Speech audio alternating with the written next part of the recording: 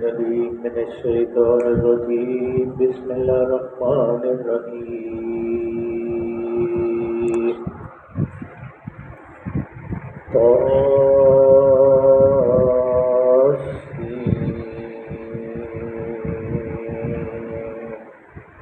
تلك آيات القرآن وكتاب مبين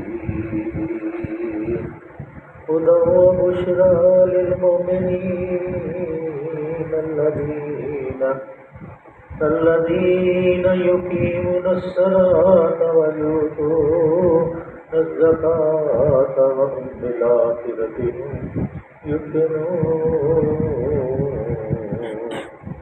إن الذين لا يؤمنون بالآخرة زينا لهم أعمالهم فهم يعمهون أولئك الذين لهم سوء العذاب وهم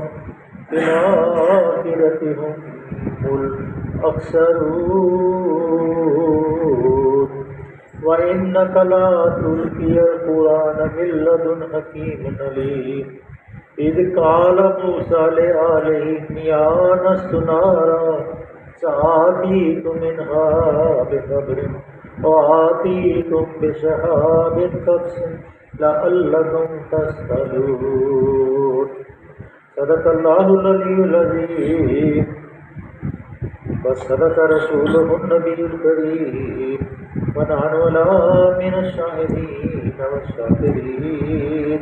والحمد لله رب العالمين۔ یہ سورہ نمل ہے، اس کا نام روایتی طور پہ اسی طرح جس طرح پچھلی صورتوں کے نام تھے کہ اس میں وادی نمل چیونٹیوں کی وادی کا ذکر ہے، اس لیے اس کا نام اللہ کے رسول صلی اللہ علیہ وسلم اللہ کے بتائے ہوئے طریقے کے مطابق سورہ نمل رکھا۔ یہ مکہ مکرمہ میں نازل ہوئی اور اس کے 7 رکوع ہیں اور 93 آیات ہیں۔ اس میں جو موضوع اور مباحث ہیں یہ لگاتار یہ صورتیں 3 صورتیں جو ہیں یہ لگاتار پہلے سورت جو ہے وہ پہلی سورت جو ہے وہ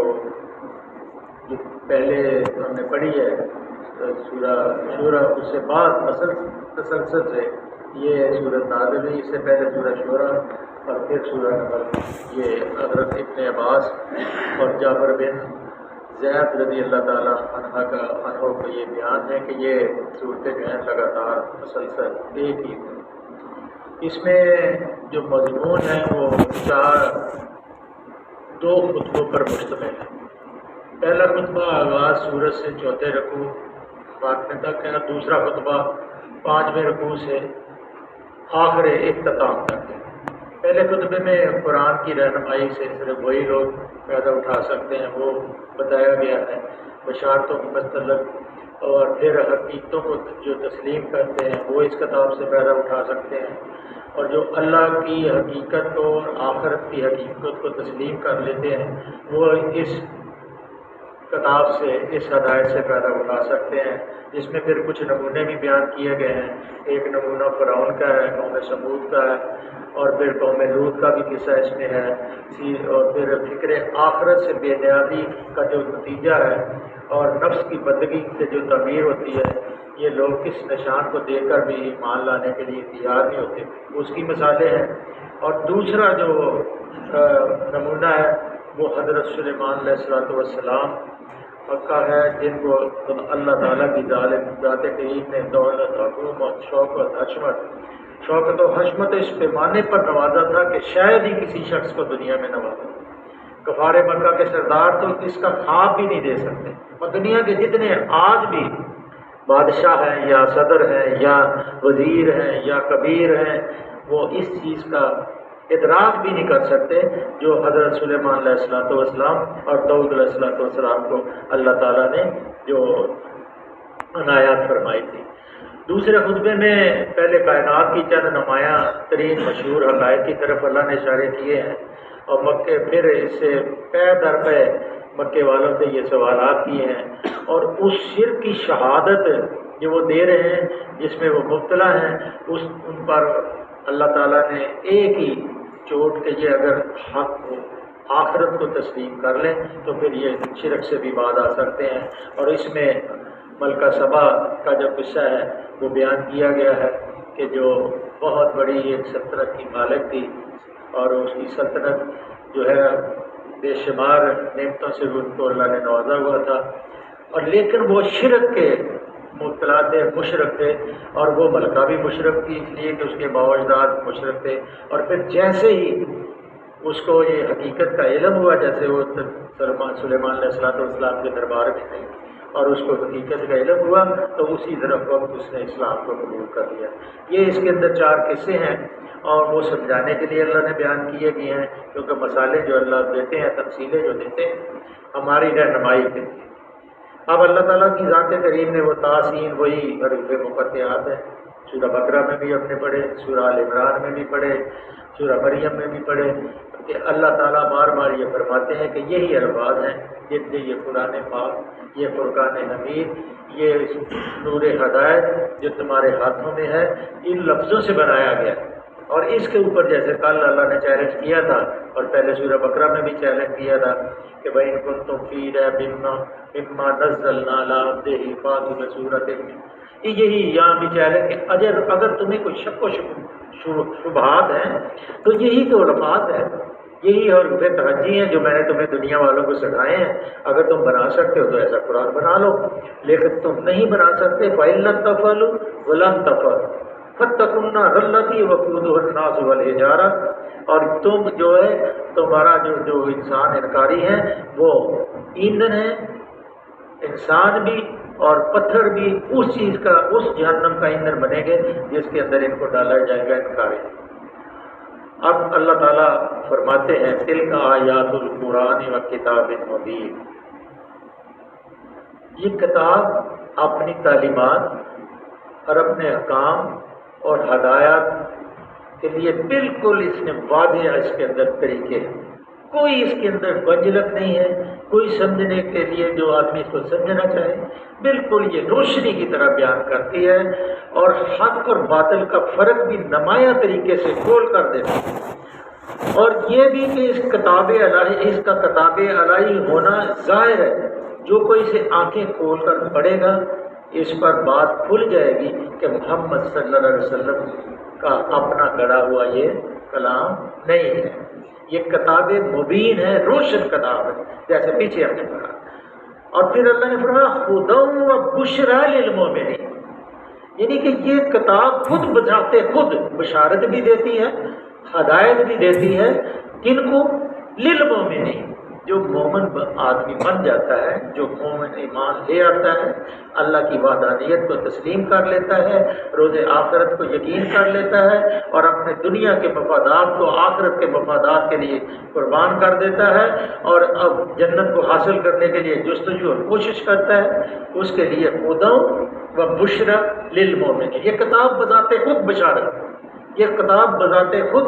ہدایت دینے والی۔ یہ پہلے اللہ نے فرمایا تھا لو کہ میں نے اے محمد صلی اللہ علیہ وسلم، میں نے آپ کو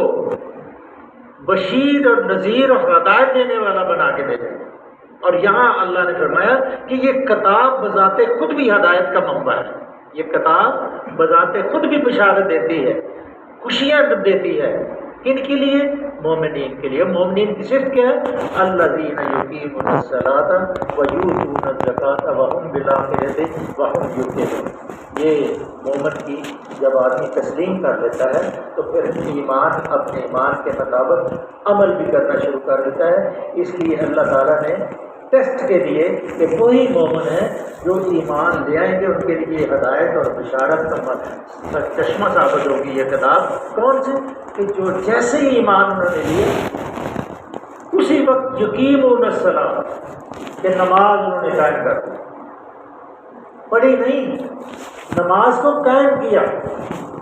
نماز کو قائم کرنے سے مراد ہے کہ پورا نظام زندگی جو ہے انسان کا اسلام کے مطابق انہوں نے ڈال لیا، ناپ تول کے پیمانے اسلام کے مطابق کر لیے، گفتگو کا طریقہ اسلام کے مطابق کر لیا، جو اللہ تعالیٰ نے ارشاد فرمایا سورہ رحمان کے اندر والسماء رفعها ووضع المیزان، اللہ نے میزان کو قائم کر دیا،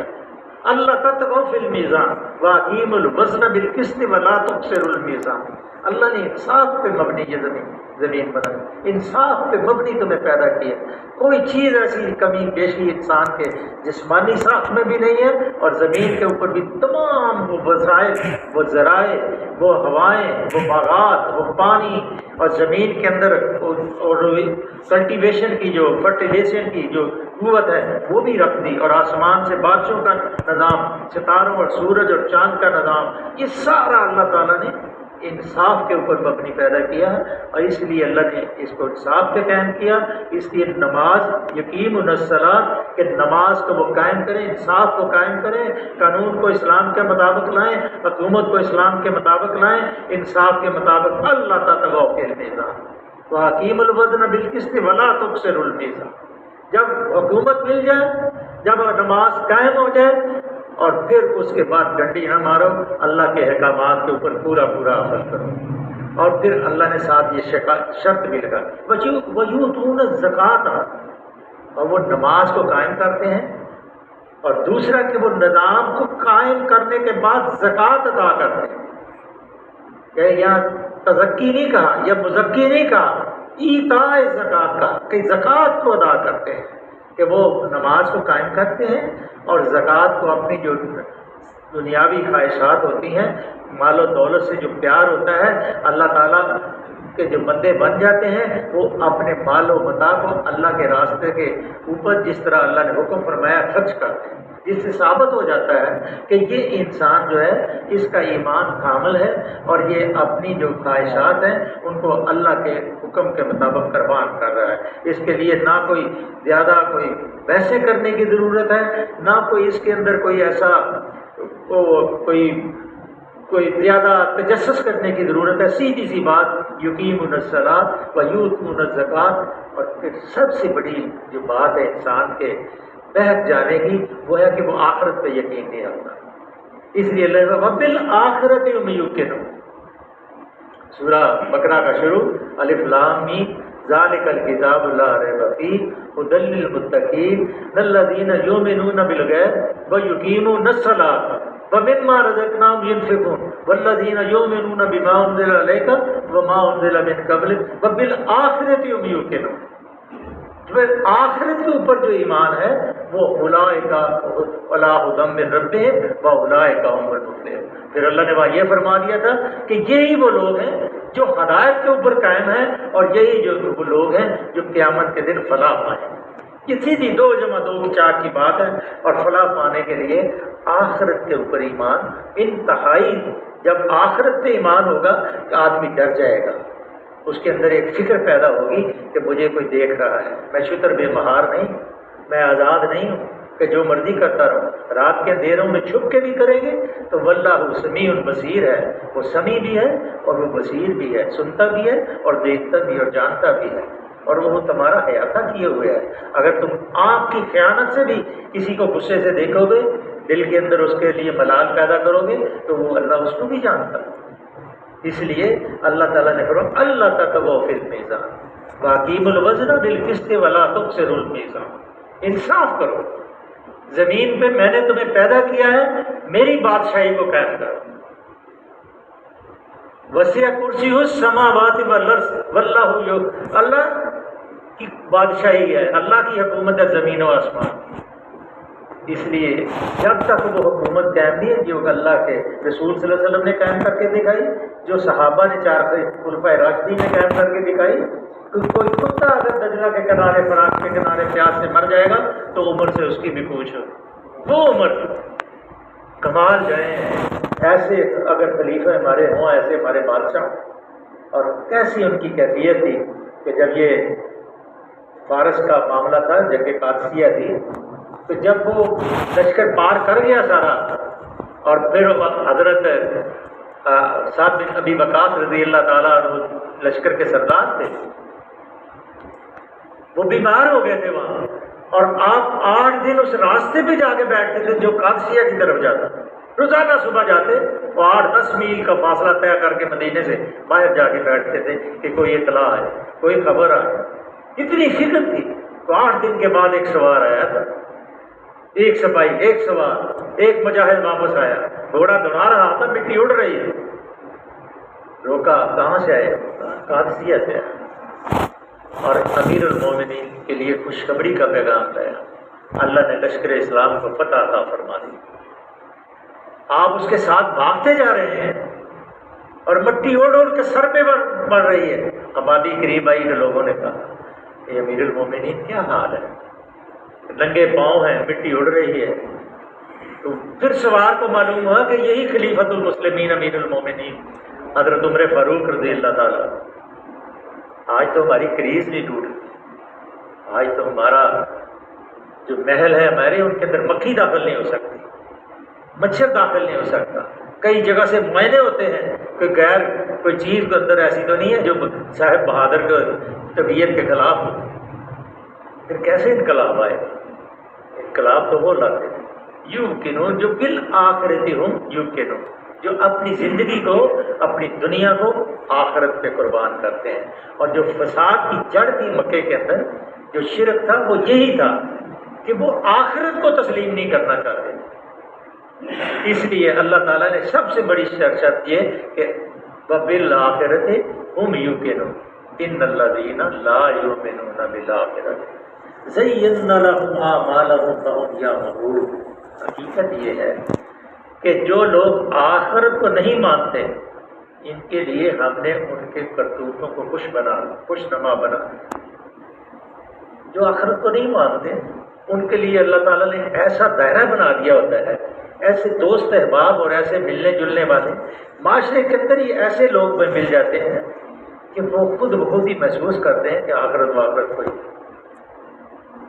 اور پھر وہ وَيُمُدُّهُمْ فِي طُغْيَانِهِمْ يَعْمَهُونَ، اللہ ان کو گمراہی کے اندر، سرکشی کے اندر اور بھٹکاتا رہتا ہے، اور اسی کے اندر وہ ڈبکیاں مارتے رہتے ہیں. اور ایک دن عام فرشتہ ہوتا ہے وَجَاءَتْ سَكْرَةُ الْمَوْتِ بِالْحَقِّ ذَلِكَ مَا كُنْتَ مِنْهُ تَحِيدُ. فرشتہ سامنے کھڑا ہوتا ہے اور کہتا ہے لا کرو نکال، اس سے تو بھاگتا تھا. وَسَكْرَةُ الْمَوْتِ، وہ پھر کہے یہی ہے وہ موت، اب بتا کیا. پھر وہ کہے گا کاش کہ مجھے تھوڑی مہلت مل جائے، کاش کہ مجھے تھوڑی مہلت مل جائے. لیکن فرشتہ ایسا پھر اس کو روح کو نکالتا ہے کہ جسم تار تار ہو جاتا ہے، ٹوٹ جاتا ہے. جیسے عمر فاروق رضی اللہ تعالیٰ عنہ کو ایک صحابی نے کہا کہ کبھی آپ جنگلات سے گزرے ہیں، کانٹوں والی جھاڑیاں ہوتی ہیں، کپڑے پہنے ہوتے ہیں اور ریشمی لباس ہوتے ہیں، تو کیسے بچا بچا کے اس سے نکلتے ہیں کہیں کانٹا نہ لگ جائے اور کپڑے پھٹ نہ جائے. تو بالکل اسی طرح جو گناہ گار کی روح ہے، اللہ تعالیٰ پھر اس طرح فرشتہ زبردستی لا جب نکالتا ہے تو جسم ٹکڑے ٹکڑے ہو جاتا ہے، داغا تار تار ٹوٹ ہو جاتا ہے. جو تکلیف اس وقت ہوتی ہے، حدیث میں آتا ہے کہ اگر اس کی چیخ و پکار دنیا والے سن لیں تو دنیا والے اس دنیا کو چھوڑ کے بھاگ جائیں، کبھی نافرمانی نہ کریں. فَهُمْ يَعْمَهُونَ لَهُمْ أَعْمَالُهُمْ فَهُمْ يَعْمَهُونَ. ان کے اعمال کو، ان کے کرتوتوں کو اللہ خوشنما بنا دیتا ہے. اس لیے أُولَٰئِكَ الَّذِينَ لَهُمْ سُوءُ الْعَذَابِ، اللہ اس لیے وہ بھٹکتے پھرتے ہیں، یہ وہ لوگ ہیں جن کے لیے بری سزا. سوء العذاب، سوء العذاب. آخرت کا عقیدہ ایمانیات میں شامل اس لیے اللہ نے کیا ہے تاکہ لوگ جو ہیں آخرت کی جواب دہی کے احساس سے رحم دلی ان کے اندر پیدا ہو، ڈر کے زندگی گزارے. ان کو پتہ ہو کہ ایک دن خیری جرا و شری جرا کا ساتھ ہونا. اور کوئی بات الا یعلم من خلق وهو اللطیف الخبیر، وہ اللہ ہی باخبر نہ ہوگا جو باریک بھی سینے کے رازوں کو جانتا ہے. لہم سوء العذاب، اللہ تعالیٰ نے ان کے لیے دردناک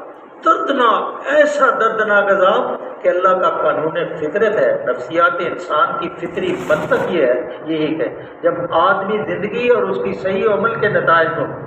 صرف اسی دنیا تک محدود سمجھے گا تو وہ کسی عدالت، کسی انصاف کا قائل نہیں ہوگا.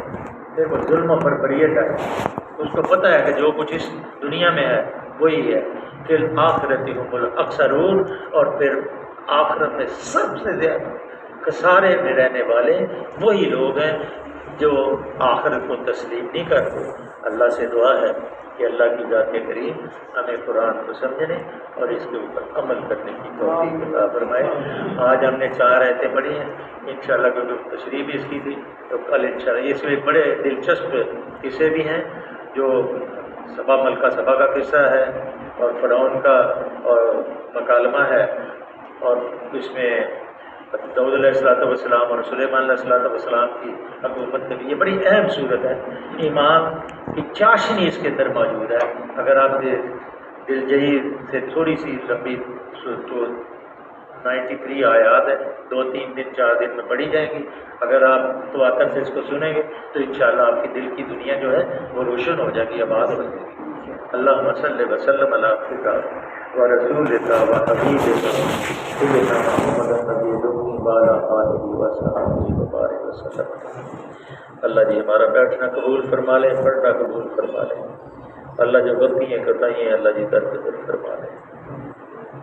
اللہ ہمارے دلوں کو اپنے خوف سے بھر دے، اپنے محبوب کی اطاعت نصیب فرما۔ اللہ فلسطین کے مظلوم مسلمانوں پہ رحم فرما۔ اللہ فلسطین کے مظلوم مسلمانوں پہ رحم فرما۔ اللہ فلسطین کے مظلوم مسلمانوں پہ رحم فرما دے۔ اللہ غیب سے ان کی نصرت فرما دے۔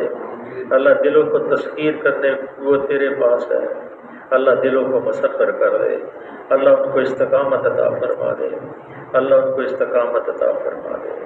اللہ ان کو استقامت عطا فرما دے، ہمارے گناہوں سے درگزر فرما دے۔ صلی اللہ تعالیٰ علیہ محمد و آلہ و صحبہ